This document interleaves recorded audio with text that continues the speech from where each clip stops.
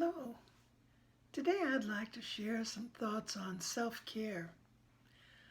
I feel one of the most important lessons of pandemic life and actually regular life is that we are indeed all connected at some level.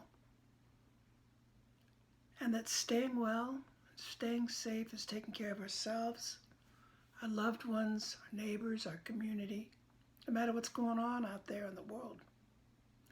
And when we think about the topic of self-care, I think we might first think it's some pop psychology buzzword in this new age of anxiety that we're living in. But the World Health Organization has declared mental health a crisis. And I think we can see a lot of that going on out there. A lot of folks have no idea what to do or how to handle the transformations of our world, our society, our lives. There's a lot of depression, anxiety, exhaustion, and angst out there. So what do we need to do? We need to take care of ourselves. I know. Who has time for that, right?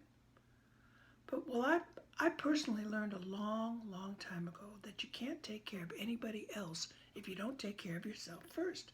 And that was a big shift for me because I was taught that doing that was being selfish, bad.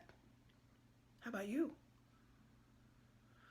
Well, what I want to share here is that self-care is a priority. And we need to redefine and reframe what self-care is. It's not just making time to recharge our batteries or take a nap or meditate, do a little meditation, taking a break from the family.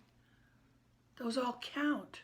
But the truth is, self-care is about managing our monkey mind, breathing, taking time to breathe consciously every once in a while, right? And then balancing ourselves, being in coherence, coming into the present moment, in addition to setting priorities, setting boundaries, and finding purpose. The bottom line is that self-care is different for each and every one of us. But I think that making it a priority is necessary because of the benefits to our physical being, our mental being, our spiritual being.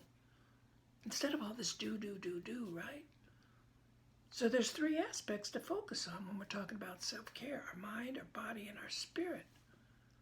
And all of those, pay attention to. They're the things that support our well-being. So I know that right now, the best thing we can do is grab a moment of calm if we can find it. That's a wonderful thing to do. And all the practices I've shared on my YouTube channel, those are all things I use personally to keep me balanced and taming my monkey mind, keeping myself calm. So it's really a matter of just starting small right now, especially with all that we've got going on. Grab a few moments here and there. We can do more later consciously. But for now, just make sure you make it a priority. Another good thing to do is set an appointment with yourself and don't let anybody get in the way of it. Close the door. I'm not talking to anybody. Somebody calls, oh no, I got an appointment at 3 o'clock. It's me, right? Because most of all, the busyness that we find ourselves involved in generally is in service to others. So that's supporting taking that.